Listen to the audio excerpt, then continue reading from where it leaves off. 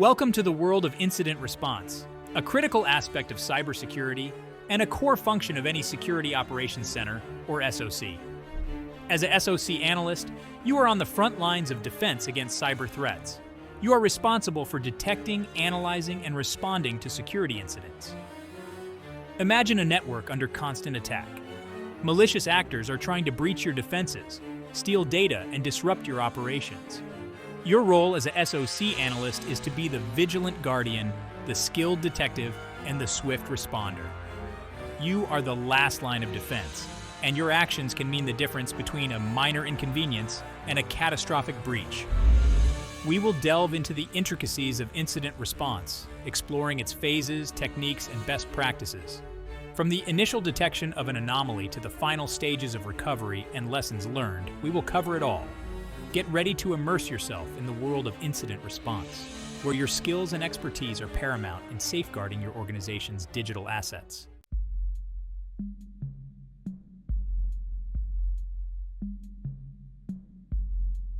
In today's interconnected world, cyber attacks are no longer a matter of if, but when.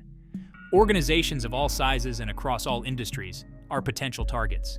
The consequences of a successful cyber attack can be devastating, leading to financial losses, data breaches, reputational damage, and even legal ramifications.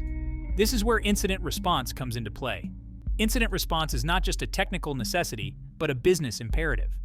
A robust incident response plan can help organizations minimize the impact of security incidents, reduce downtime, and protect their critical assets. By detecting and responding to incidents quickly and efficiently, organizations can limit the damage caused by attackers, prevent further compromise, and ensure business continuity. Effective incident response is not just about reacting to incidents, it's about proactively preparing for them. By establishing clear procedures, training your team, and implementing the right tools, you can build a resilient security posture that can withstand even sophisticated cyber attacks. The importance of incident response cannot be overstated. It is an essential aspect of any comprehensive cybersecurity strategy, enabling organizations to mitigate risks, protect their assets, and maintain the trust of their customers and stakeholders.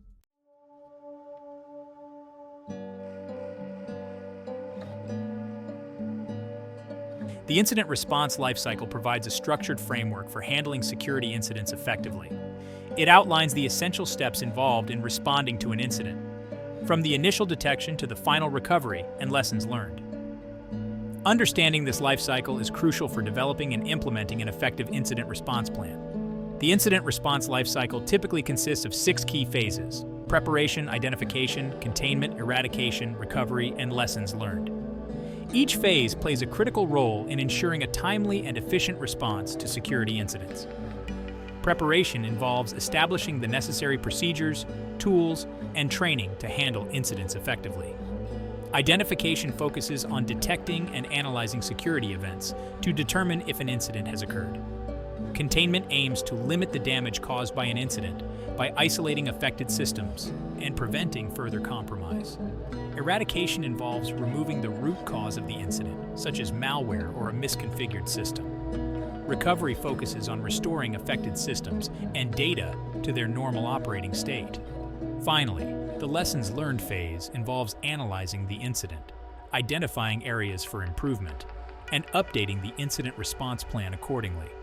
By following this structured approach, organizations can ensure that they are well prepared to handle security incidents, minimize their impact, and recover quickly.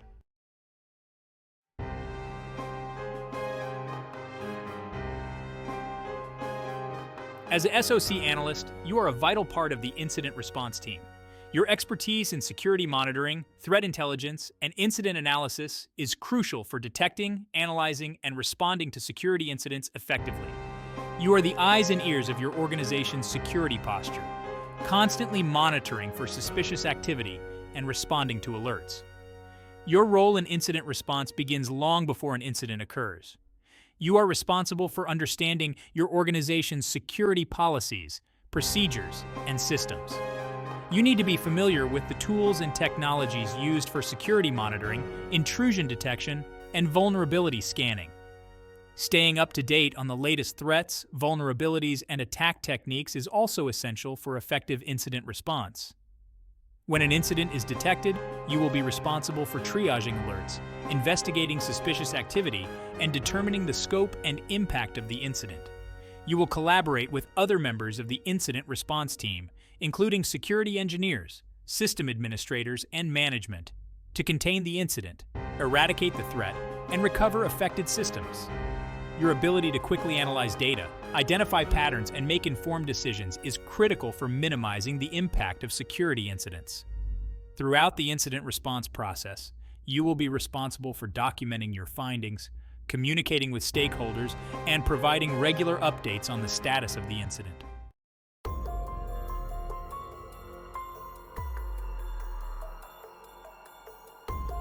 Imagine a football team running onto the field without any prior practice, no game plan, and no understanding of their opponents. Chaos would ensue, right? The same principle applies to incident response.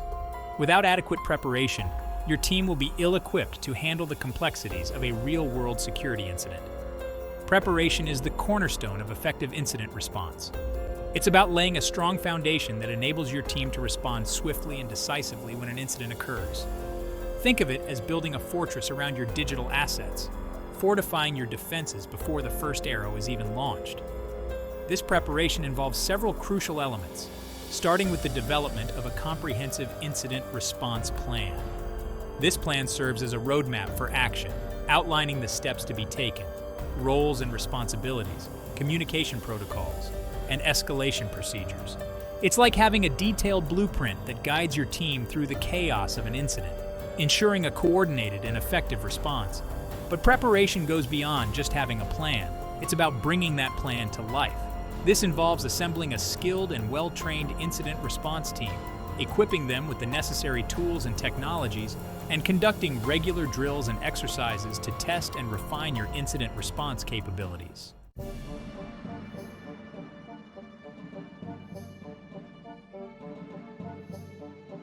The incident response plan is your team's playbook for navigating the turbulent waters of a security incident. It's a living document that outlines the steps to be taken, roles and responsibilities, communication protocols, and escalation procedures. A well-defined plan provides clarity, ensures consistency, and facilitates a coordinated response, minimizing the impact of an incident.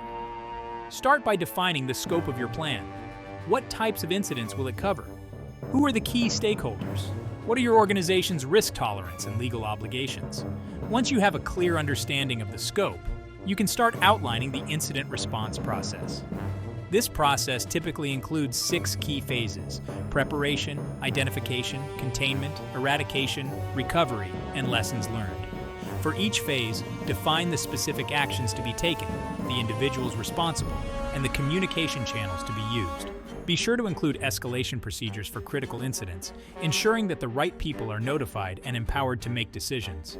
Don't forget to regularly review and update your plan. The threat landscape is constantly evolving, so your plan needs to adapt accordingly.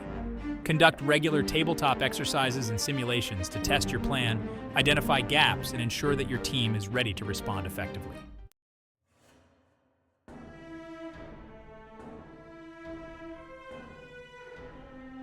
In the digital battlefield of cybersecurity, having the right tools and technologies is as crucial as having a well-trained army. Equipping your incident response team with the appropriate arsenal allows them to detect, analyze, and respond to threats effectively. These tools act as their eyes and ears, providing them with the visibility and insights needed to navigate the complexities of an incident. Security information and event management, (SIEM) systems, are essential for incident response. They collect and aggregate security logs from various sources, providing a centralized platform for monitoring and analyzing security events. Intrusion detection and prevention systems, IDPS, are another critical tool, actively monitoring network traffic for malicious activity and taking action to prevent or mitigate threats. Forensic analysis tools, such as NCASE and FTK, are invaluable for incident response. They allow investigators to collect, preserve, and analyze digital evidence from compromised systems, providing insights into the attack timeline, techniques used, and data potentially compromised. Vulnerability scanners, such as Nessus and Qualys, help identify weaknesses in your systems and applications before attackers can exploit them. Remember, selecting the right tools is only half the battle. Your team needs to be proficient in using these tools effectively. Regular training and hands-on exercises are essential to ensure that your team can leverage these tools to their full potential during an actual incident.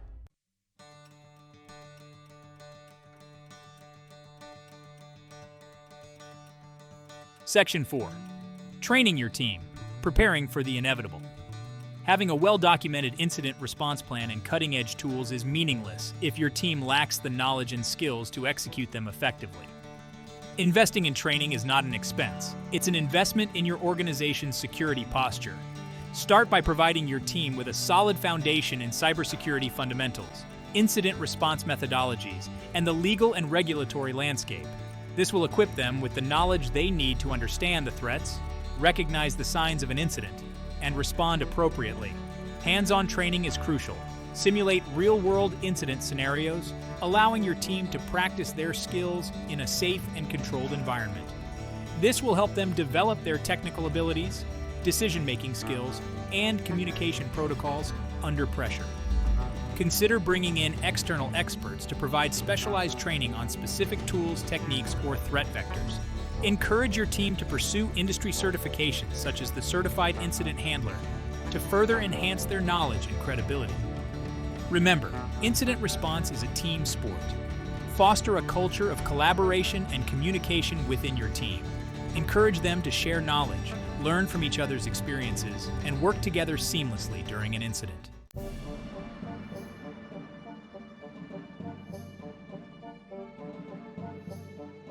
Section 1. Recognizing the smoke signals. Early detection of security incidents. Imagine walking into your home and smelling smoke. You wouldn't ignore it, would you? You'd immediately try to identify the source and take action. Similarly, in the realm of cybersecurity, early detection of security incidents is paramount. It's about recognizing the subtle and not-so-subtle signs that something is amiss, like faint whispers of smoke before a fire erupts. But unlike the physical world, where smoke is often visible and pungent, the digital realm requires a keener eye for detail. Security incidents don't always announce themselves with flashing red lights and blaring sirens.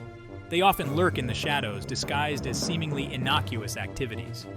Your task as a SOC analyst is to be the vigilant watchdog, constantly sniffing out these digital smoke signals. This involves closely monitoring your security tools and systems, looking for anomalies, patterns, and deviations from the norm. A sudden spike in network traffic, an unusual login attempt from an unfamiliar location, or an unexpected modification to a critical file. These are all potential red flags that warrant further investigation. Remember, early detection is your first line of defense. The sooner you identify a potential incident, the faster you can respond, minimizing the damage and preventing further compromise.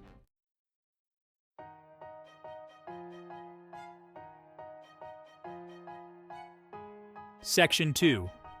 The art of alert triage, separating the signal from the noise. In the world of cybersecurity, alerts are like incoming calls. Some are urgent and require immediate attention, while others are mere nuisances that can be safely ignored. The challenge lies in distinguishing between the two. This is where alert triage comes into play, the art of separating the critical security incidents from the background noise of false positives and low-priority events. Imagine a doctor in a bustling emergency room, faced with a constant influx of patients with varying degrees of injuries. The doctor must quickly assess each case, prioritizing the most critical ones while ensuring that less urgent cases are also addressed in a timely manner. Similarly, as a SOC analyst, you'll be bombarded with a constant stream of security alerts from various sources: firewalls, intrusion detection systems, antivirus software, and more. Your task is to sift through this deluge of information, identify the alerts that truly matter, and prioritize them based on their potential impact and urgency. This requires a combination of technical expertise, analytical thinking, and a deep understanding of your organization's systems and threat landscape. You'll need to analyze the alert details, correlate them with other security events, and determine whether they represent a genuine security incident or a harmless anomaly. Effective alert triage is crucial for efficient incident response. By focusing on the most critical alerts, you can minimize response times, reduce the workload on your team, and ensure that genuine threats are addressed promptly.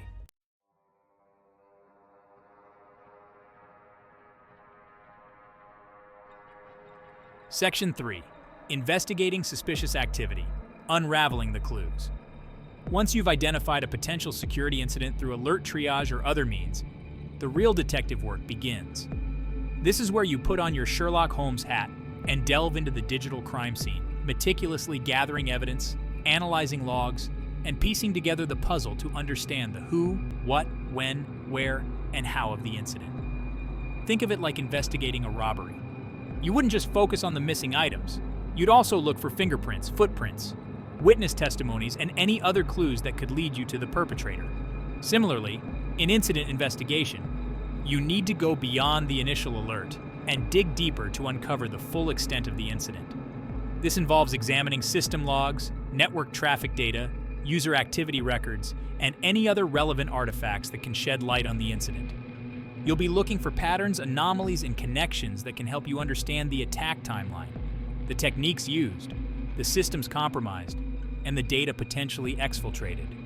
It's a meticulous process that requires patience, persistence, and a keen eye for detail.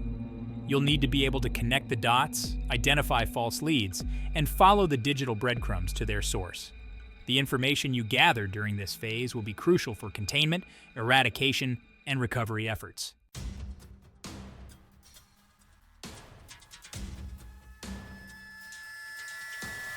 Section 4. Determining the scope and impact. Assessing the damage. Imagine a doctor treating a patient with a broken leg. Before deciding on a course of treatment, the doctor would first need to assess the severity of the fracture, any associated injuries, and the patient's overall health.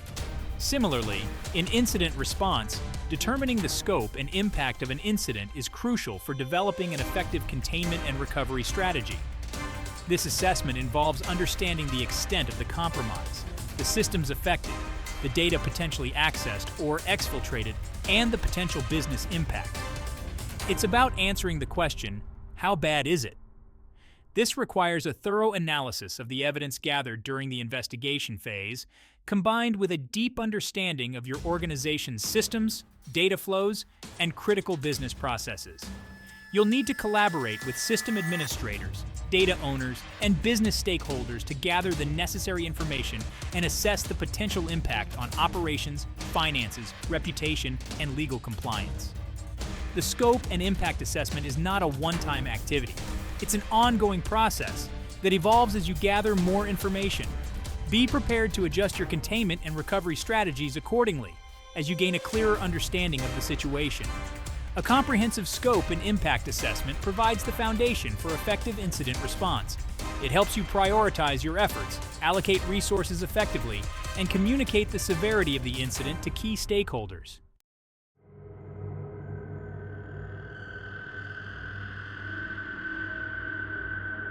Section 1. Containment. Stopping the bleeding. Preventing further damage. Picture a firefighter arriving at a blazing building. Their first priority isn't to extinguish the entire fire immediately, but to contain it, preventing it from spreading to adjacent structures. Similarly, in incident response, containment is about limiting the damage caused by a security incident, stopping the attacker's progress, and preventing further compromise. Containment is not about immediately eradicating the threat, although that is the ultimate goal. It's about buying time and creating a safe space for your team to work without the attacker breathing down their necks. Think of it as establishing a perimeter around a crime scene, securing the area before the forensic team arrives to collect evidence. This involves a two-pronged approach: short-term containment and long-term containment. Short-term containment focuses on immediate actions to isolate the threat, like disconnecting infected systems from the network or shutting down compromised services. It's about stopping the bleeding, so to speak. Long-term containment, on the other hand, involves implementing more robust controls to prevent the attacker from regaining access while you work on eradication and recovery. This might include strengthening firewall rules, patching vulnerabilities, or resetting compromised credentials. Containment is a critical phase in incident response, as it sets the stage for effective eradication and recovery. By limiting the attacker's access and preventing further damage, you give your team the breathing room they need to neutralize the threat and restore normalcy.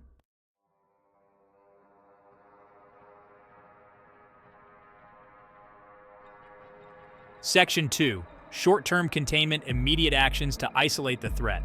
In the heat of the moment, when you've just identified a security incident, it's tempting to jump into eradication mode and try to eliminate the threat immediately. However, this can sometimes do more harm than good, potentially alerting the attacker and leading to data destruction or further compromise. Short-term containment is about taking swift and decisive action to isolate the threat and prevent further damage without necessarily trying to completely eradicate it at this stage. It's like applying a tourniquet to a bleeding wound. It might not be pretty, but it will stop the bleeding and buy you time to get to the hospital. The specific actions you take for short-term containment will depend on the nature of the incident, the systems affected, and your organization's risk tolerance. Some common actions include disconnecting infected systems from the network, which isolates the compromised systems, preventing the attacker from moving laterally within your network or exfiltrating data, shutting down compromised services. If you identify a specific service that is being exploited, can prevent further compromise while you investigate and remediate the vulnerability. Blocking malicious IP addresses. If you can identify the source of the attack, at the firewall can prevent them from accessing your network. Remember, short-term containment is not a permanent solution. It's a temporary measure to buy you time while you develop a long-term containment and eradication strategy.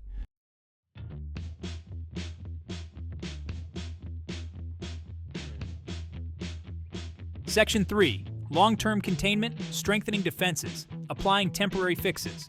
While short-term containment focuses on immediate isolation, long-term containment is about strengthening your defenses and applying temporary fixes to prevent the attacker from regaining access while you work on eradication and recovery. Think of it like this. Short-term containment is like putting a Band-Aid on a wound, while long-term containment is like getting stitches. The Band-Aid might stop the bleeding temporarily, but the stitches will hold the wound closed while it heals properly. Long-term containment typically involves a combination of the following actions: strengthening firewall rules, reviewing your firewall rules and making them more restrictive to block the attack vectors used by the attacker. This might involve blocking specific ports, protocols, or IP addresses. Patching vulnerabilities. If the attacker exploited a known vulnerability, patching your systems is crucial to prevent them from regaining access. Resetting compromised credentials. If you suspect that user credentials have been compromised, reset them immediately to prevent the attacker from using them to access your systems. Long-term containment is an ongoing process that should evolve as you gather more information about the incident.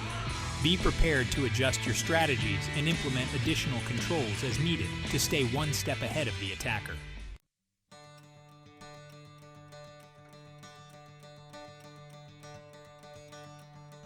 Section 4. The importance of communication and collaboration. Working as a team. Incident response is not a solo mission.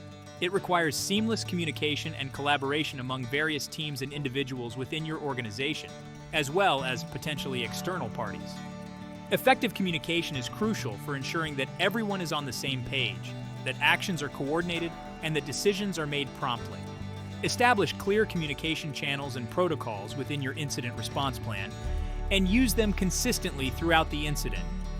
Keep key stakeholders informed about the status of the incident, the actions being taken, and any potential impact on business operations. This includes senior management, legal counsel, public relations, and potentially customers and partners, depending on the severity and nature of the incident. Collaboration is equally important. Incident response often involves expertise from various domains, including security, IT operations, legal, and human resources. Foster a culture of teamwork and collaboration, ensuring that everyone understands their roles and responsibilities and that information is shared freely and openly. Remember, incident response is a team effort. By working together effectively, you can minimize the impact of security incidents and emerge stronger and more resilient.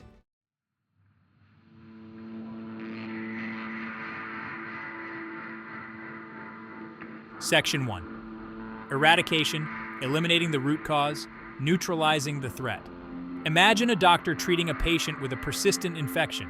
Simply treating the symptoms might provide temporary relief, but the infection will likely return unless the underlying cause is addressed. Similarly, in incident response, eradication focuses on eliminating the root cause of the incident, ensuring that the threat is completely neutralized and prevented from recurring. Eradication is not simply about removing malware or disabling compromised accounts. It's about understanding how the attacker gained access in the first place, identifying any vulnerabilities exploited, and implementing permanent fixes to prevent similar incidents from occurring in the future. It's like not only removing the weeds from your garden, but also treating the soil to prevent them from growing back. This involves a thorough analysis of the evidence gathered during the identification and containment phases, combined with a deep understanding of your organization's systems, security controls, and potential vulnerabilities. You'll need to think like an attacker, retracing their steps to understand how they breached your defenses, what tools and techniques they used, and what their ultimate objectives were. Eradication is a critical phase in incident response, as it addresses the heart of the problem, ensuring that the threat is completely neutralized and that your organization is better prepared to defend against similar attacks in the future.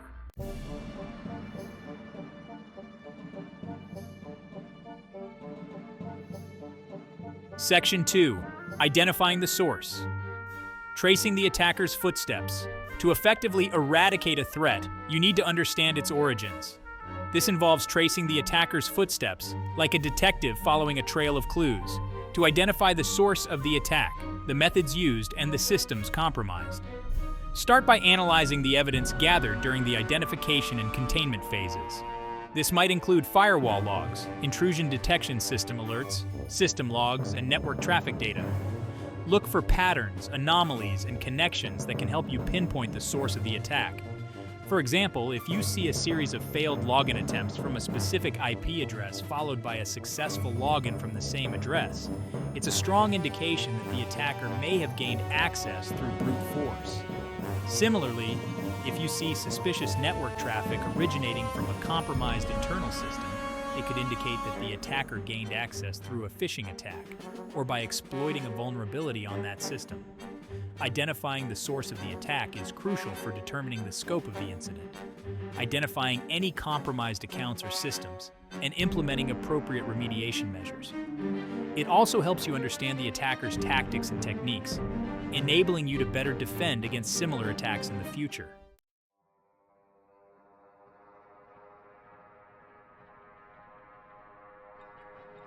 Section 3. Removing malicious components. Surgical removal of the threat. Once you've identified the source of the attack and the systems compromised, the next step is to surgically remove any malicious components from your environment. This is like removing a tumor. You want to eliminate the threat entirely without damaging healthy tissue. The specific actions you take to remove malicious components will depend on the nature of the threat. If you're dealing with malware, you'll need to use antivirus or anti-malware software to scan and remove the malicious files from affected systems. If you're dealing with a compromised account, you'll need to reset the password and revoke any unauthorized access. In some cases, you may need to rebuild compromised systems from scratch to ensure that all malicious components are removed. This is especially true if the attacker has gained administrative access, or if you suspect that the system has been tampered with beyond repair. Before removing any malicious components, it's crucial to preserve evidence for potential legal action or further investigation. This might involve creating forensic images of compromised systems, capturing network traffic, or preserving log files.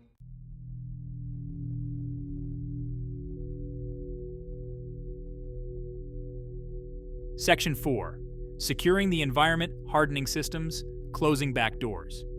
Eradication is not just about removing the immediate threat. It's also about securing your environment to prevent similar incidents from occurring in the future. This involves hardening your systems, closing back doors, and implementing stronger security controls. Start by patching any known vulnerabilities that the attacker may have exploited.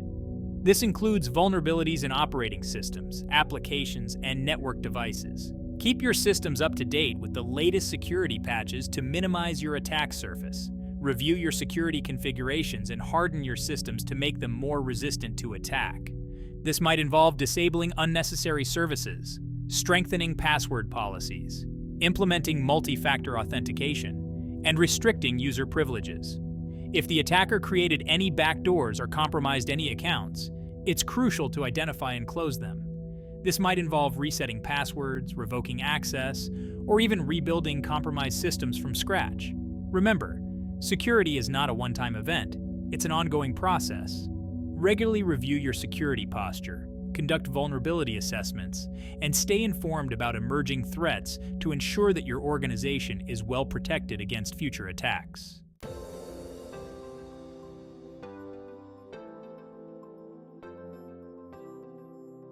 Section 1. Recovery. Restoring order. Rebuilding trust. Imagine a city devastated by a natural disaster. Buildings are damaged, infrastructure is crippled, and life as the residents knew it is disrupted. The recovery process is long and arduous, involving rebuilding infrastructure, restoring essential services, and helping people get back on their feet. Similarly, in the aftermath of a security incident, the recovery phase is about restoring order to your digital environment, rebuilding trust with your stakeholders, and resuming normal business operations. Just as a city's recovery goes beyond simply clearing debris, recovering from a security incident is not just about restoring data and bringing systems back online. It's about carefully and methodically rebuilding your security posture, ensuring that the vulnerabilities that led to the incident have been addressed, and that stronger safeguards are in place to prevent future occurrences. This involves a multifaceted approach, encompassing data restoration, system validation, and a thorough review of your security controls and incident response processes. It's about learning from the incident, strengthening your defenses, and emerging from the experience more resilient and better prepared for future challenges. The recovery phase is also about communication and transparency. Keep your stakeholders informed about the progress of the recovery efforts, any potential impact on services, and the steps you are taking to prevent similar incidents in the future. Building trust and confidence in the aftermath of an incident is essential for maintaining your organization's reputation and ensuring business continuity.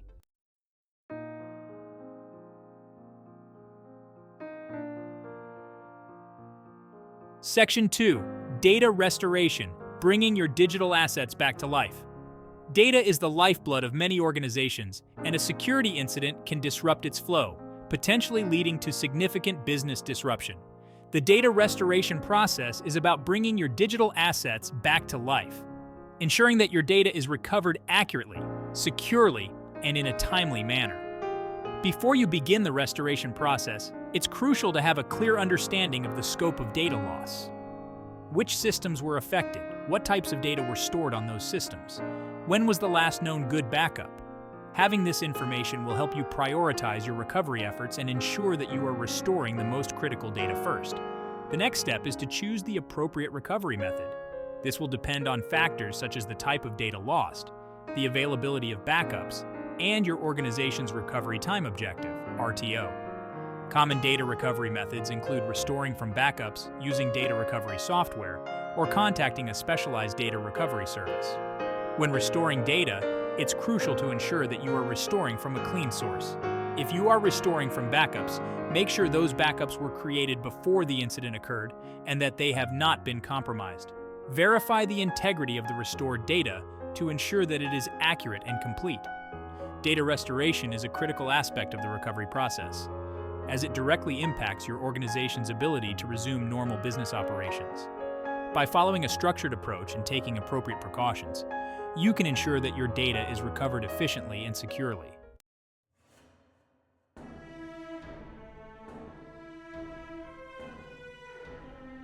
Section 3. System validation, ensuring integrity and functionality. Imagine moving back into your home after a fire. Before you can settle in, you need to make sure that the structure is sound, the utilities are working, and the environment is safe. Similarly, in the aftermath of a security incident, system validation is about ensuring that your systems are restored to their pre-incident state, that they are functioning correctly, and that they are free of any lingering threats. System validation is not simply about turning systems back on and hoping for the best. It's about a methodical and thorough process of testing and verification, ensuring that your systems are functioning as expected and that they are not vulnerable to the same attack vectors that led to the initial incident. This involves conducting vulnerability scans, penetration testing, and security audits to identify and remediate any remaining weaknesses. It's also crucial to review your security configurations, user access controls, and logging mechanisms to ensure that they are aligned with your organization's security policies. System validation is an ongoing process that should continue even after your systems are back online. Regularly monitor your systems for any signs of suspicious activity, and be prepared to respond quickly and decisively to any new threats.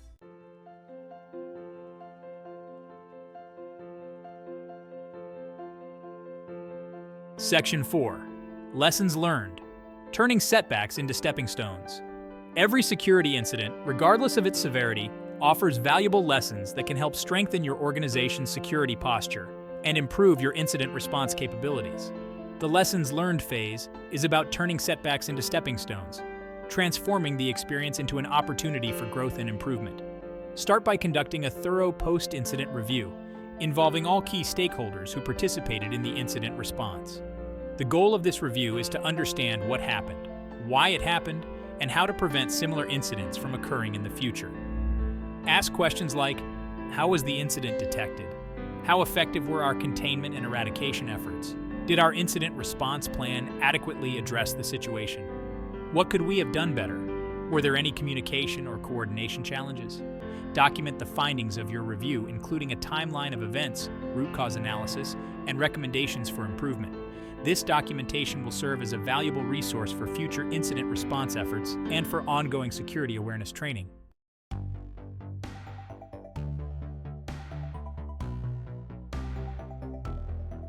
Section 5. Continuous improvement, evolving your incident response posture. Incident response is not a one-time event. It's a continuous process of improvement and adaptation. The threat landscape is constantly evolving, and your incident response capabilities need to evolve alongside it. Regularly review and update your incident response plan, incorporating the lessons learned from previous incidents and any changes to your organization's infrastructure, applications, or security posture. Conduct regular tabletop exercises and simulations to test your plan, identify gaps, and ensure that your team is ready to respond effectively to a real-world incident. Invest in ongoing training and development for your incident response team, keeping them up to date on the latest threats, vulnerabilities, and attack techniques. Encourage them to pursue industry certifications and participate in professional development opportunities to enhance their skills and knowledge. Continuous improvement is essential for maintaining a robust and effective incident response capability. By embracing a culture of learning, adaptation, and innovation, you can ensure that your organization is well prepared to face the ever-evolving threat landscape.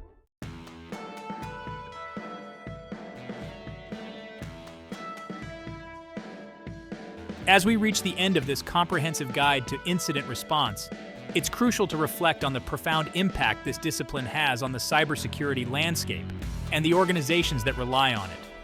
Effective incident response is not merely a checkbox on a compliance checklist.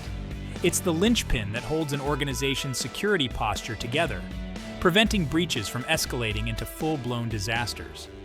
In today's digital battleground, where cyber threats are becoming increasingly sophisticated and relentless, organizations must be prepared to respond swiftly and decisively to security incidents. The ability to detect, contain, eradicate, and recover from an attack can mean the difference between a minor inconvenience and a catastrophic event that cripples operations, damages reputation, and incurs significant financial losses. A robust incident response capability is not just about having a well-documented plan. It's about fostering a culture of security awareness, investing in the right tools and technologies, and most importantly, empowering your people with the knowledge, skills, and confidence to effectively combat cyber threats. Effective incident response is an ongoing journey, not a destination. As the threat landscape continues to evolve, so too must your incident response capabilities. By embracing a proactive, adaptive, and collaborative approach to cybersecurity, you can stay one step ahead of the attackers and safeguard your organization's digital assets.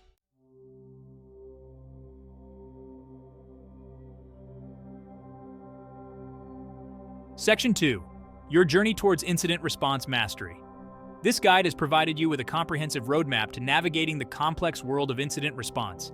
equipping you with the knowledge and skills necessary to become a true incident response professional. But remember, learning is an ongoing journey, not a destination. The cybersecurity landscape is constantly evolving, and you must evolve alongside it. As you embark on your journey towards incident response mastery, embrace a growth mindset. Be curious, ask questions, and never stop learning. Seek out opportunities to expand your knowledge, sharpen your skills, and stay ahead of the curve in this ever-changing field. Engage with the cybersecurity community, attend conferences, participate in online forums, and connect with fellow professionals. Sharing knowledge and experiences is crucial for staying informed about emerging threats, best practices, and innovative solutions. Don't be afraid to get your hands dirty. Practice your skills in a safe and controlled environment, whether through virtual labs, capture the flag competitions, or by contributing to open source security projects. Remember, the best way to learn is by doing. The more you practice, the more confident and competent you will become in your ability to handle real-world security incidents.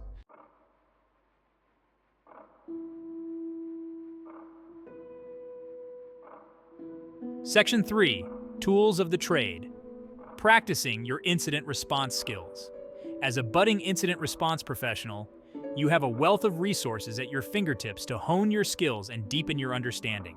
From sophisticated commercial platforms to powerful open source tools, there are numerous options available to fit your budget and learning style. One valuable tool for practicing your incident response skills is the Hive, an open source security incident response platform that allows you to manage incidents collaboratively, track observables, and automate tasks. Its intuitive interface and flexible workflow make it an excellent choice for both beginners and experienced analysts. Another powerful tool is Autopsy, a digital forensics platform that enables you to analyze disk images and recover deleted files. Its user-friendly interface and comprehensive feature set make it a valuable asset for investigating security incidents and conducting forensic analysis. For network security monitoring and intrusion detection, consider exploring Security Onion, a Linux distribution specifically designed for security analysts.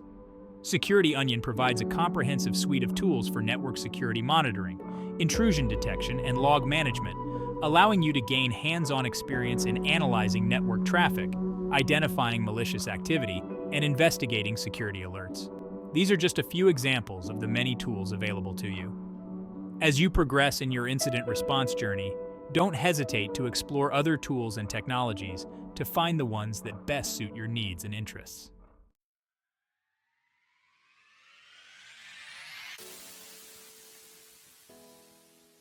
In Section 4, Embracing the Challenge, Shaping the Future of Cybersecurity.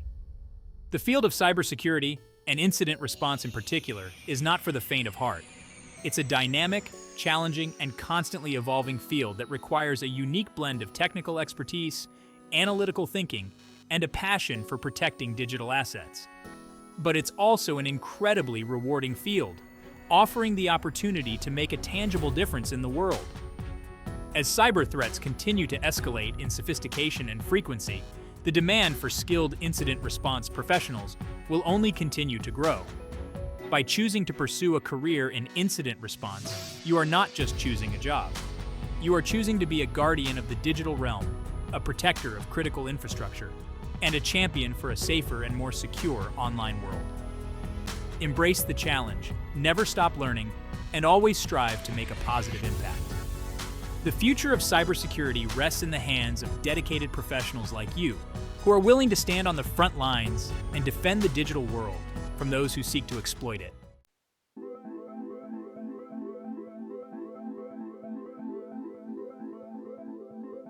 Section 5. Stay curious, stay vigilant, stay secure. As we conclude this journey through the world of incident response, remember that the pursuit of security is an ongoing endeavor. The threat landscape is constantly shifting, and complacency is the enemy of security. Stay curious, stay vigilant, and always be prepared to face new challenges. Never underestimate the importance of continuous learning. Stay abreast of emerging threats, vulnerabilities, and attack techniques. Explore new tools and technologies. Challenge your assumptions and constantly seek ways to improve your skills and knowledge. Cultivate a security-first mindset, not just in your professional life, but also in your personal life. Be mindful of the information you share online, the websites you visit, and the emails you open. Remember, even the smallest actions can have significant security implications. And finally, remember that you are not alone in this fight. The cybersecurity community is a global network of passionate individuals dedicated to making the digital world a safer place. Connect with your peers, share your knowledge, and support each other in the face of adversity.